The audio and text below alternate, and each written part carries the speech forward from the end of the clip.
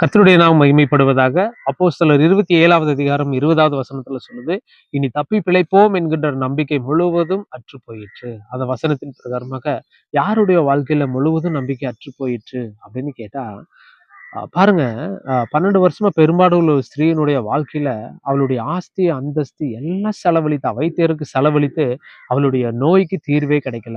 இந்த நாள்ல கூட நம்மள பார்த்து கர்த்தர் சொல்லுகிறார், அநேக கவலையோடு இருக்கிறீங்களா? அல்லது அநேக பலவீனத்தோடு இருக்கிறீங்களா? அநேக வியாதியோடு இருக்கிறீங்களா? இது லைஃப் லாங் இந்த மாத்திரை எடுத்தே தான் ஆகணும். டாக்டர் சொல்லியிருக்கலாம், இல்லைங்க இதுக்கு தீர்வே கிடையாது. நீங்க எடுத்தே தான் ஆகணும்னு சொல்லியிருக்கிறாங்களா? முழுவதும் நம்பிக்கை அற்றுப்போன நிலைமையில இருக்கிறீங்களா? இந்த நாள்ல கர்த்தர் உங்கள பார்த்து சொல்றாரு. அப்படி நம்பிக்கை அற்றுப்போன நிலைமையில இருக்கிற உங்கள பார்த்து சொல்றாரு.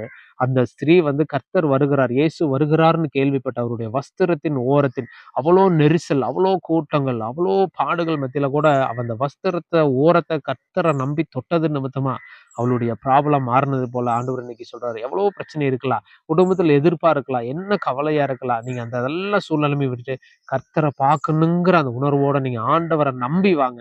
இன்னைக்கு ஆண்டவர் உங்களுக்கு சொல்றாரு, முடியாத காரியத்த கர்த்தர் இன்னைக்கு முடிய வைக்க போகிறார். கர்த்தர் தாமே ஆசீர்வதிப்பார்.